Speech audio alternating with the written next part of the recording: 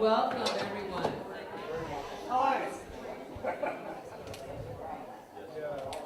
We would like to welcome everyone to our session.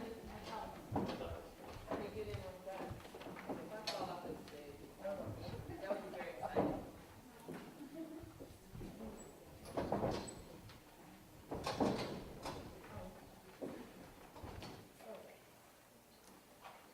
I am honored and privileged to invite you, to welcome you to this session, The Color of Terror and the Psychology of Hate. I would like to draw your attention to a couple of things before we begin. One is there are some sheets over here on the side table that have some action steps that our speakers have suggested, and you're welcome to take one with you or to look at one now if you'd like. So we want you to have that. And the other is that there is a collective wisdom here that we want to make sure that we take advantage of. So you will notice on each of the table the Post-its. Any action steps that you would like to suggest, please write on those Post-its and then put them up on these pieces of paper on the wall over there. And we will put them all together and send them out to everyone because there are things that we can do. The situation, while dire, is not hopeless, and together we can make a change. I am very excited to be able to introduce our speakers today. There is one small adjustment that we're making in the schedule in that Ms. Brooks is going to be catching a red-eye to California.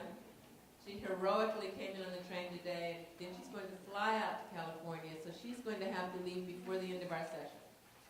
So right after she gives her presentation, we're going to have 5 minutes for you to interact with her, since she's going to have to leave before the end.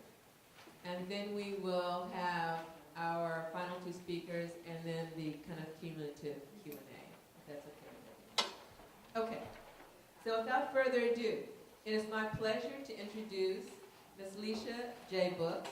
Okay, pronouncing her name correctly would probably be a good beginning. Lecia Brooks.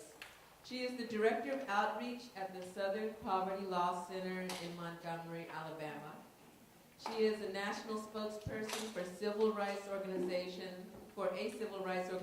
which fights hate and bigotry through litigation, education, research, and policy advocacy. She develops and manages organization-wide initiatives to promote Southern Poverty Law Center priorities for economic justice, juvenile justice reform, LGBT rights, and justice for immigrant families. She is also director of the Civil Rights Memorial Center, also there in Montgomery?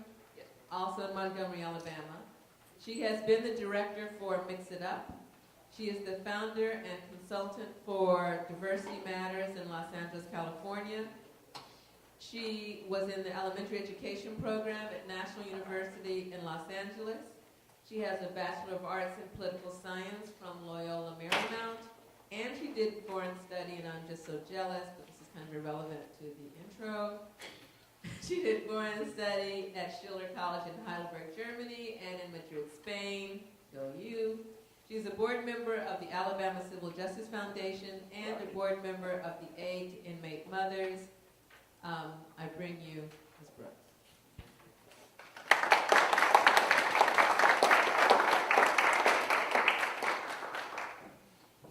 Like I can't see you all over there. I didn't know there were people over there. Let me stand up. Thank you so much. And I apologize for having to leave early and shift things around a bit. But thank you for accommodating me. I'm happy to be here. I want to just give props and thanks to the members of the Peace Center for organizing this. I've learned a lot. It's great. It's been great. It's been good for me. So thank you. And thank you for inviting SPLC to talk. My panelists, these wonderful women that I've met today. One who's local to Richmond, and where are you from? New York. They have fabulous stories. I'm going to give you some research and some factual information that the Southern Poverty Law Center has garnered as well. So someone said earlier that personal stories, it's important to hear personal stories in a different way, and that's true. So So I want you to take in both of them.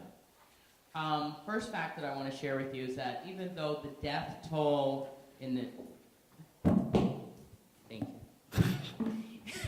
even though the death toll in the U.S. from terrorism associated with radical forms of Islam since the year 2000 have been higher than those from the radical right, domestic terrorists, the number of homicidal incidents have been greater.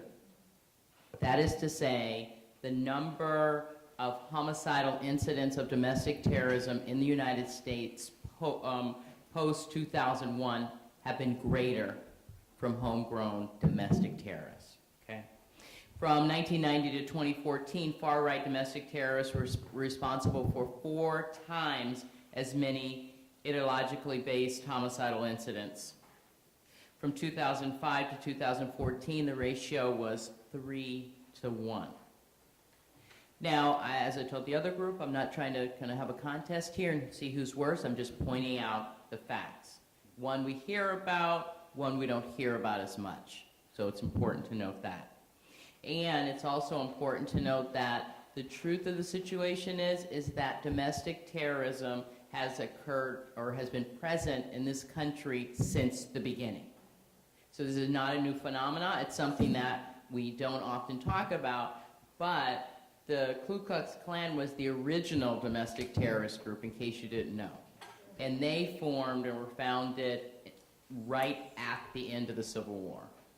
And they still exist to this day. Okay? The Southern Poverty Law Center tracks and monitors hate and extremist groups in the U.S. We also track and monitor radical anti-government groups. For 2015, we identified 892 active hate groups in the United States, 892 active hate groups, 34 of which were anti-Muslim. We identify as anti-Muslim. We've also identified, not just us, but it's common knowledge that there's been kind of a 3 spikes in terms of anti-Muslim attacks or hate crimes in the U.S.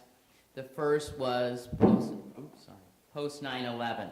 There was a 1,600% increase in anti-Muslim hate crimes after 9/11. That went from 28 hate crimes in the year 2000 to 481 in 2001. Also keep in mind that hate crimes and hate incidents are notoriously underreported. Right. So remember that. Why would someone report it? There's fear and danger in that. The second spike came in 2010, and that was as a result of the panic over the building of the so-called Ground Zero Mosque. Remember that? Everyone was very, very upset about that. Also, a mosque that that was to be built in Tennessee, that was torched to the ground. That was another spike. It was a 50% increase in hate crimes in 2010, anti-Muslim hate crimes. The third spike was last year, and it's a direct result of the increase in anti-Muslim hate that's made itself present during the presidential campaign.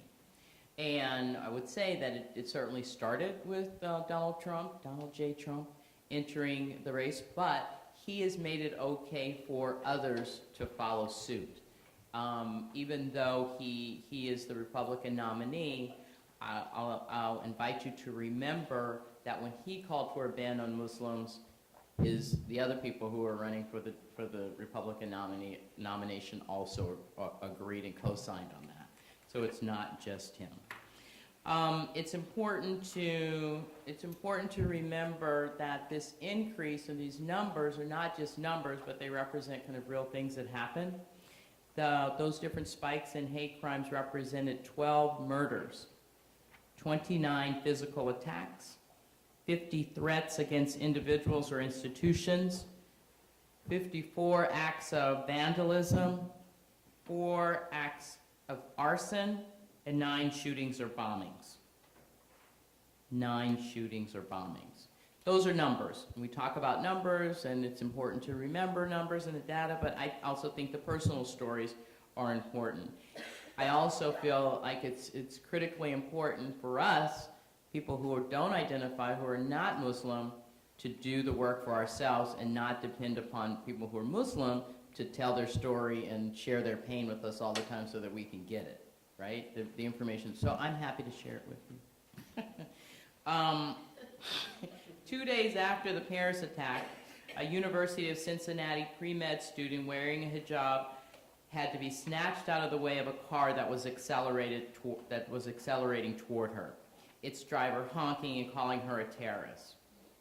The next day, a Muslim family in Orange County, Florida, returned home from a charity event to find bullets lodged in their garage and master bedroom. It sounds like the South in the 50s, right? That same day, an Uber passenger in Charlotte, North Carolina, mistook his Ethiopian Christian driver for a Muslim and attacked, punching and threatening to shoot him in the face. In Norman, Oklahoma, a man allegedly told police, "I'm going to go out there and just start shooting anything that looks like a Muslim." He was shot and wounded by officers responding to his home after he allegedly pointed a gun at them. On November 19th, a sixth grader in Bronx, New York, was attacked by her classmates who called her ISIS. They put her in a headlock, punched her, and tried to rip off her hijab. The next day in Pittsburgh, a Muslim cab driver was shot in the back by a passenger who had inquired about his religious affiliation and spent the ride ranting about Islam. On December 8, a Queens, New York convenience store owner, notice the pattern, we went from Cincinnati to Florida to Charlotte, it's all over. Here's my point. A Queens, New York convenience store owner reported being beaten by a customer who punched him in the head and said, "I want to kill Muslims." 2 days later, the Council on Islamic Relations building in Washington and Santa Clara were evacuated after receiving letters containing white powder, which was eventually found to be harmless. A few days later, a Muslim woman was nearly shot by an unknown person who fired at her as she left a Tampa, Florida mosque. Another Muslim woman driving away from another mosque in the area said a man threw rocks at her and then tried to run her off the road. Just last week, a mosque was torched in Florida.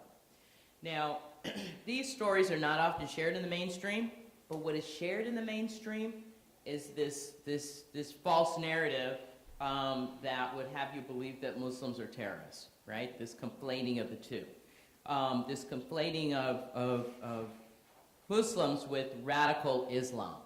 I was talking, sorry, I'm not supposed to just have 10 minutes, but I was at this Jewish community center the other day, not to call out Jews, all kind of people do this, but I'm doing this talk on hate groups just in general, and one of the guys, he says, "Well, you know, they are. It says it in the Quran." I'm like, "No, sir, it does not. It does not." People have these false notions that they're completely committed to.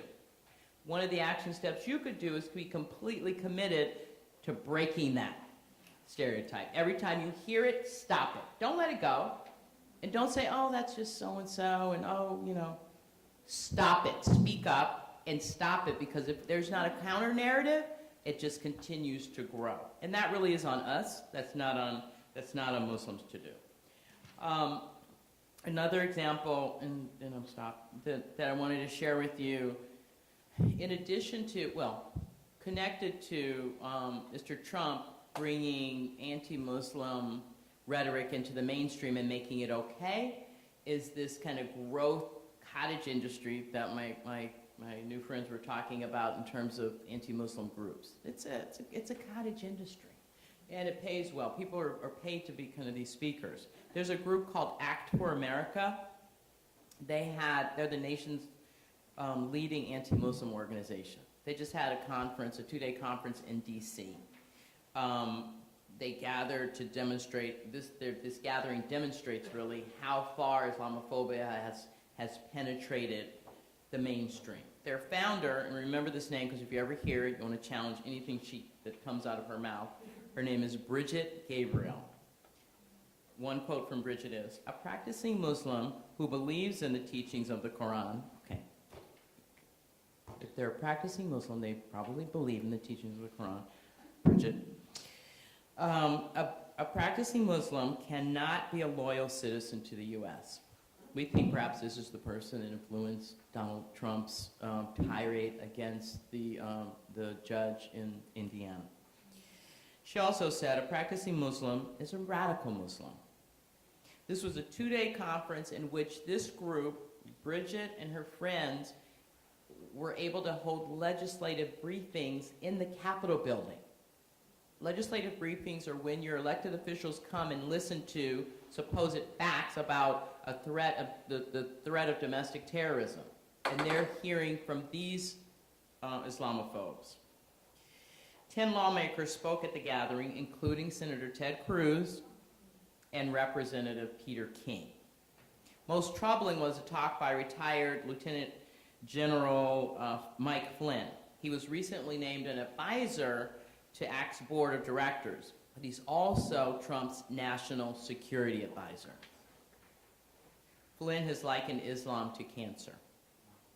ACT is an extremist group that has infiltrated the mainstream and they're influencing the national discourse for the worse. Other speakers included Stephen Coughlin, who is a senior fellow at Anti-Muslim Center for Security Policy. He says Islamic law obligates Muslims to use violence in the name of spreading or defending their faith. So if you ever wonder why people think the way they do, it's because this kind of information is being thrown out into the mainstream and has become a part of the discourse, and we are not interrupting it. So people are not just getting this from Fox and Friends or Fox News, but serious or supposedly serious policy people are saying these things. And so we have to challenge them. We have to. Otherwise, next thing, well, you know what'll happen, but I should stop there. You could go to our website and find all this information on our website if you need more. And I really want to underscore the thing about us educating non-Muslims, educating themselves about Islamophobia and other forms of oppression, so that we can hopefully break this cycle. Thank you very much.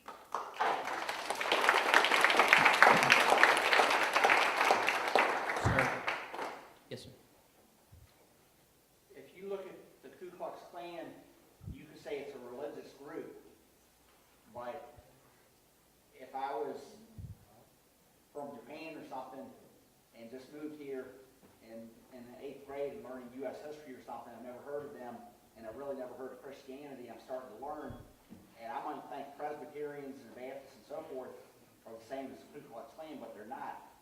But I feel like some of the terrorists really are Muslims, but it's a very small, it's a non-mainstream group. But to say they're not a religious group, I guess I disagree with that.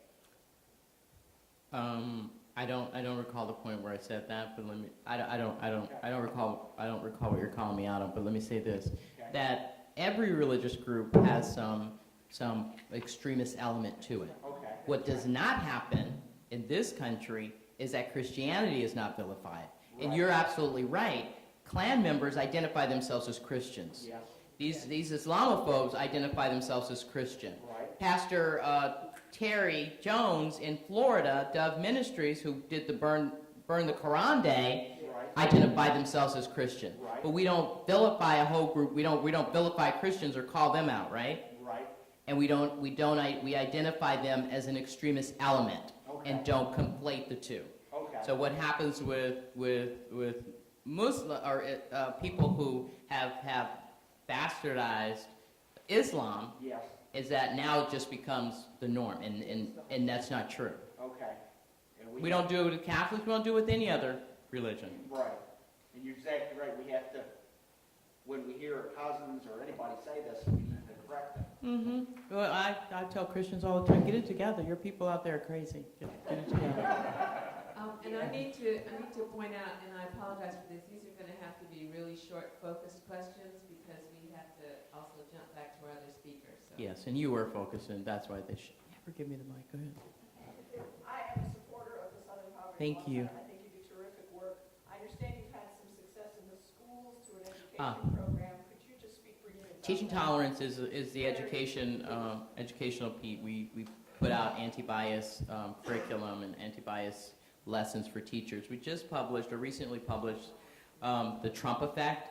It surveyed classroom teachers across the United States to find that the political discourse is seeped into the classrooms naturally, and got a lot of information, anecdotal information from teachers as to how Muslim students are being harassed and bullied, immigrants, Latinos, this whole, everything that we have going on kind of in the public square is in the classroom. That's another reason why we need to tamp down or challenge this rhetoric, because children are repeating it. You may have seen Hillary Clinton's ad about the children watching the film. That's based on our Trump effect report.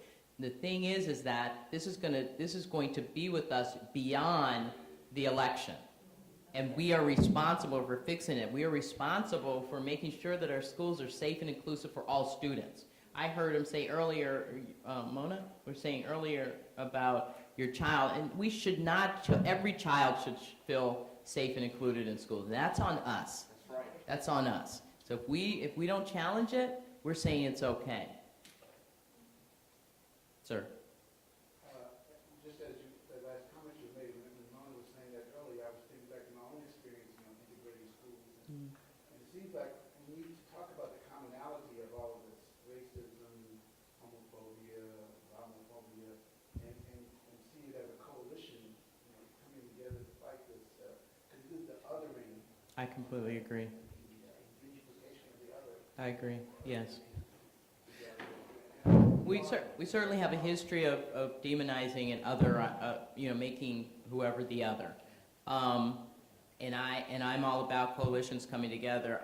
I would challenge the white supremacy too, because I think that's just at the key. That's what keeps us from calling out Christianity. That's what makes it easier for us, I believe, to be Islamophobic and have it be okay. Because we're talking about brown people. We're not talking about white people.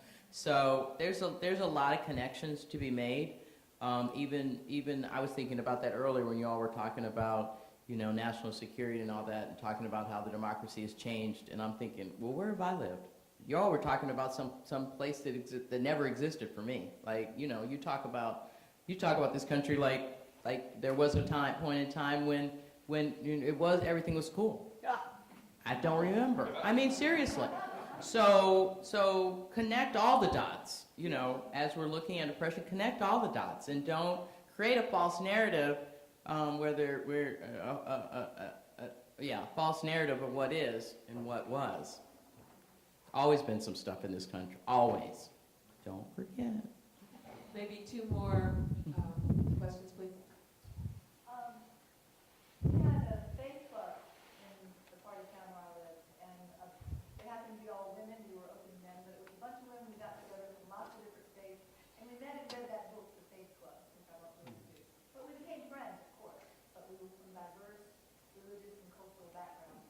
And recently, this was 5 or 6 years ago, one of the Muslim women in that group was talking about driving up and down the coast with her husband. They used to stop at the rest areas, the public rest area, and they would go off to a quiet place in the rest area and do their prayers. And they would go pray. Now, and she wept, we were all wept. She doesn't feel safe to do that anymore.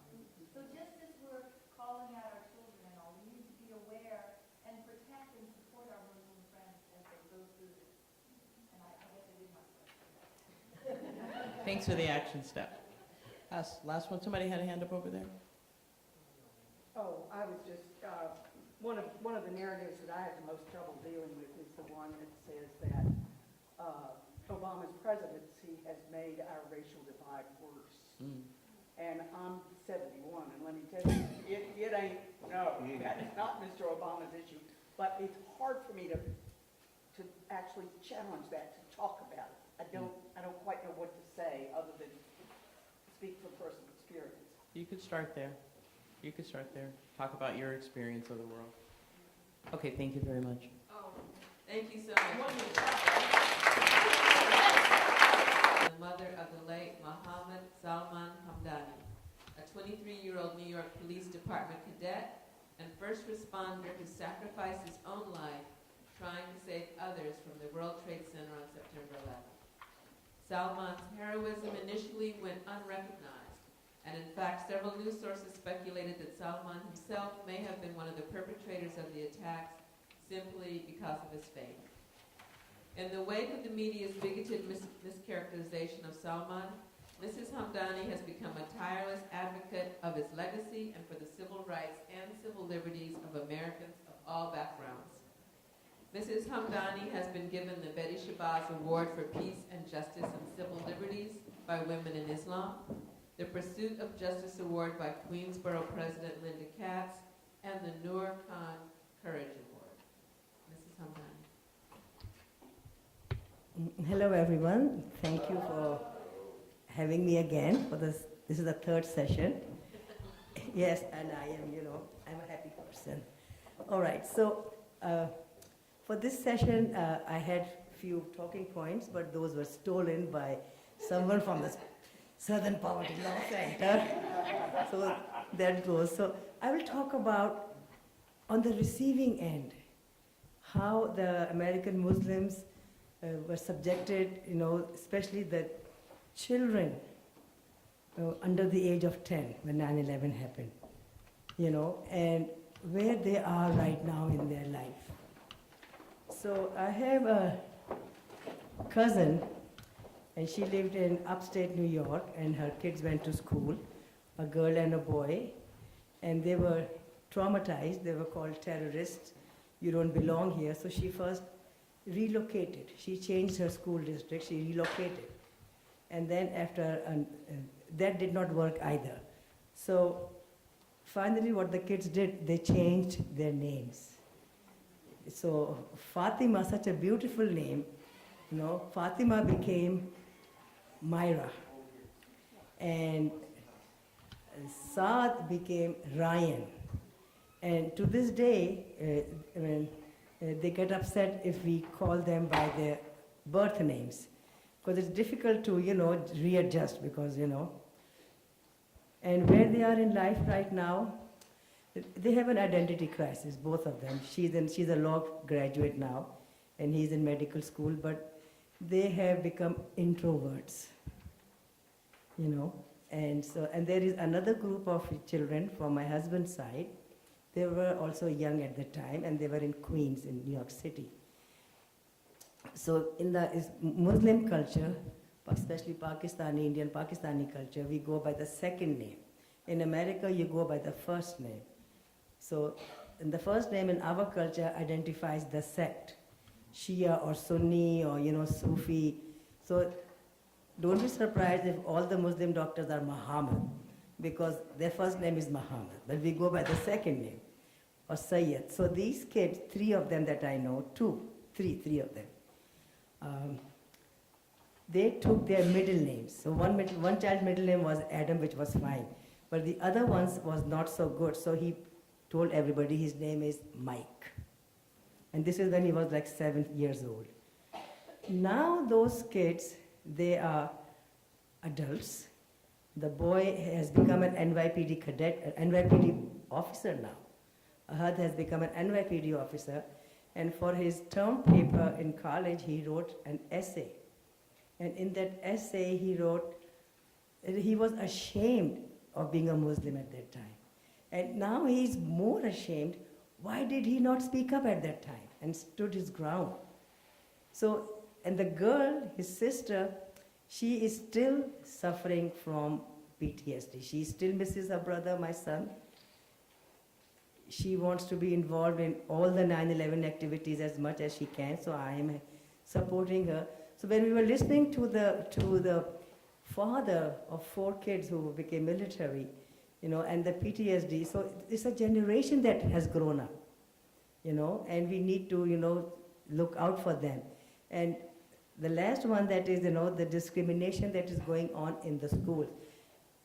It is okay, if they see, yes, it's mainstream now.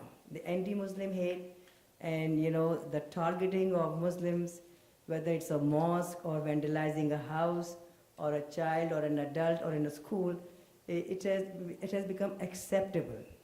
I mean, even the media does not, cover it so much as they would cover if the perpetrator of no matter how minuscule the crime is, if it is a Muslim, they will always mention the faith. If it's a non-Muslim, they will never mention the faith. So we need to address these issues. And moving forward, I think, like Salman had an experience in the 4th grade, he went to a parochial school and I told the principal he will not go to the church because he is a Muslim. So he sat outside the principal's office. And the kids started hating him because he became the principal's pet.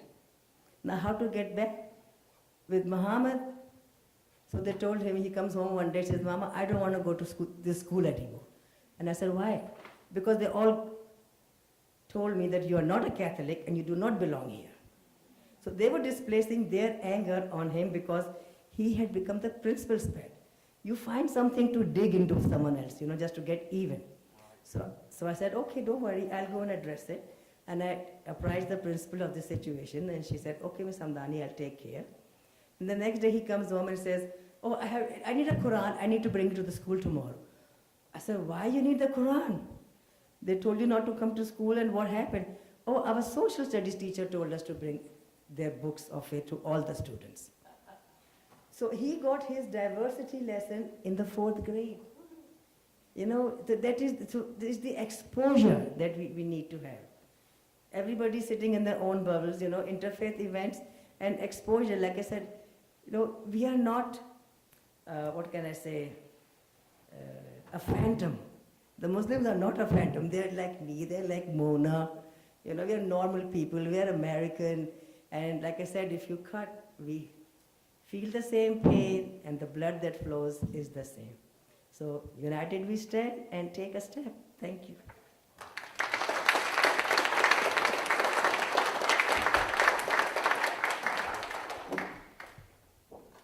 Thank you so much. Our final speaker is Ms. Mona Siddiqui. She was born in Lahore, Pakistan, and immigrated to Richmond, Virginia at the age of 4. She considers herself a native Richmonder.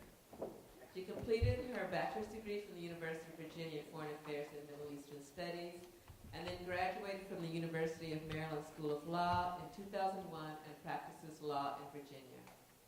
Currently, she is working as an Assistant Attorney General at the Virginia Office of the Attorney General. She is pursuing a PhD in Public Policy and Administration at Virginia Commonwealth University. And get this, she also has 4 kids. So yeah, she's the hardest working woman in show business.